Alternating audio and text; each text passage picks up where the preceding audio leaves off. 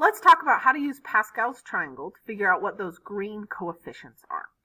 Now, this is Pascal's triangle. Here's how it works.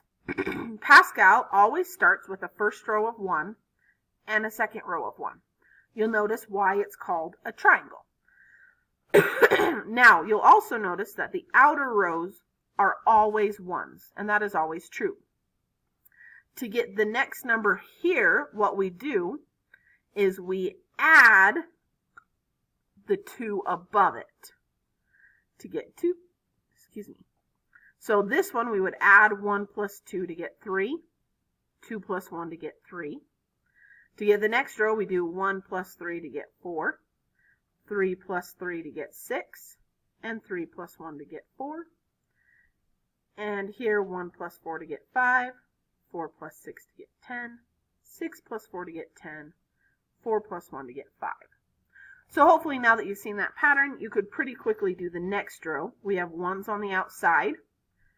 Then we have 1 plus 5 to give me my 6, 5 plus 10 to give me 15, 10 plus 10 to give me 20, 10 plus 5 to give me 15, and 5 plus 1 to give me 6.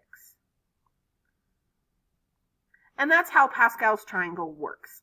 Now, there are a ton of patterns with this triangle, with Pascal's triangle. Mathematicians have been studying this triangle for centuries, and there are a ton of different patterns that you can find in this triangle.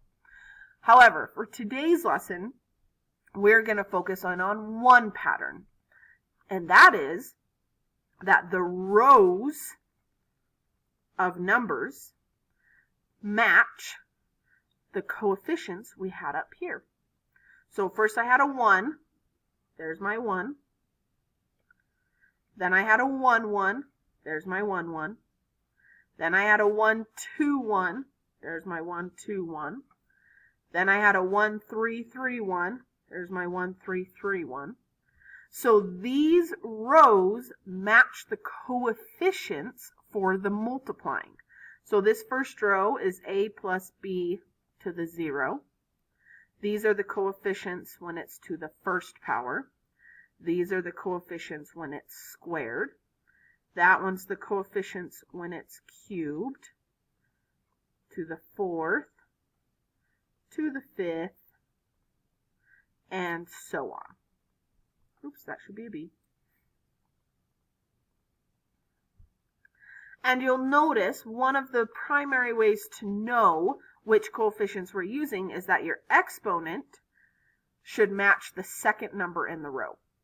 So this is a 3, so we use that row. This is a 4, we use that row. This is a 5, we use that row. This is a 6, we use that row. And that's how we come up with those green coefficients that are in front.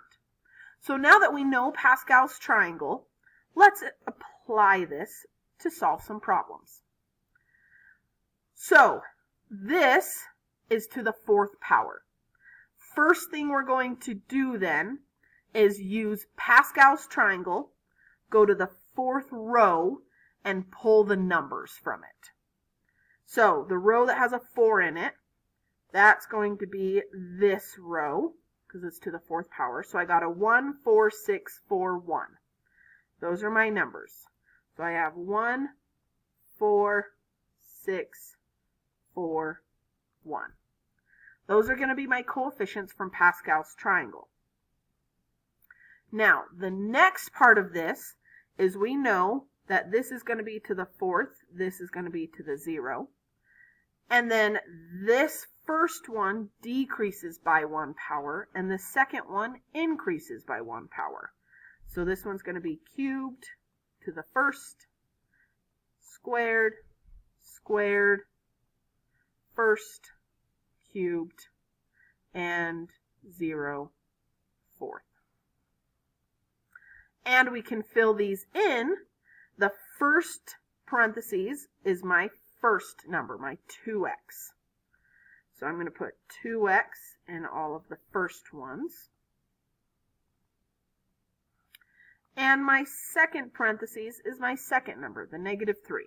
So I'm going to put negative 3 in all of these. I'm going to add addition signs in the middle. And now I can simplify this, and that's my answer. So I didn't actually have to do this foiling 4 times. You can just use these patterns and simplify it. So here, negative 3 to the 0 is 1. So this is going to be 2 to the 4th x to the 4th. So 2 to the 4th is 16 x to the 4th. This one, I have a 4 times a negative 3 times a 2 cubed. Actually, I'm going to split this up a little bit. We're going to simplify this a little slower this time. I'm going to cube both of these first. So 2 cubed is 8, and then x cubed. And negative 3 to the first is just negative 3. Then I'm going to come to this one. So 2 squared is 4, and then I have x squared. Negative 3 squared is going to be 9.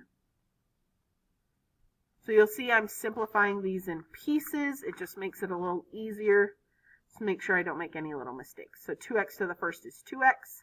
Negative 3 cubed is negative 27. And 2x to the 0 is 1, so that goes away. And negative 3 to the 4th power is 81. So now I can simplify this one more step where I can do all the numbers multiplied. So 4 times 8 times negative 3 gives me a negative 96, and then I have my x cubed. Here I have 6 times 4 times 9 gives me a positive 216, and then x squared. And then 4 times 2 times negative 27 gives me a negative 216x, and I have my 81 on the end. Which is way faster than doing this 4 times. Nobody has time to do that.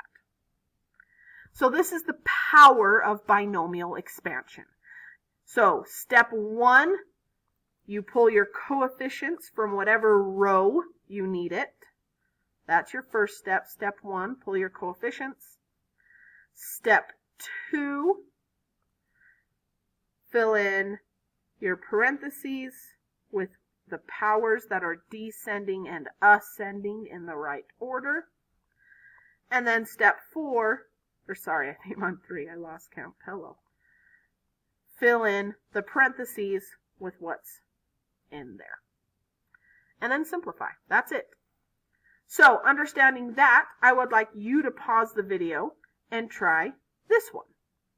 So use the same 3 steps. Do the coefficients first, then do the parentheses with the right powers, then fill the parentheses in with an a and a negative b, and then simplify it. Notice this is to the 5th power, so you're going to use the coefficients from the row in Pascal's triangle that has a 5 in it. So pause the video, try this one on your own using those same patterns, and then come back to check your work and see how you did.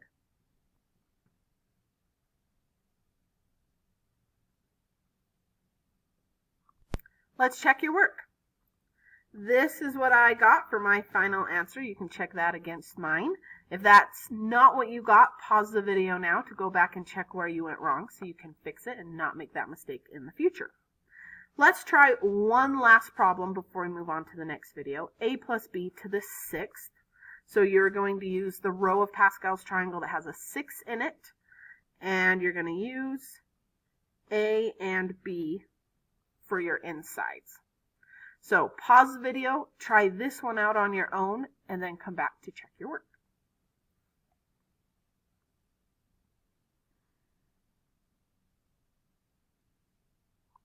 Let's check your work.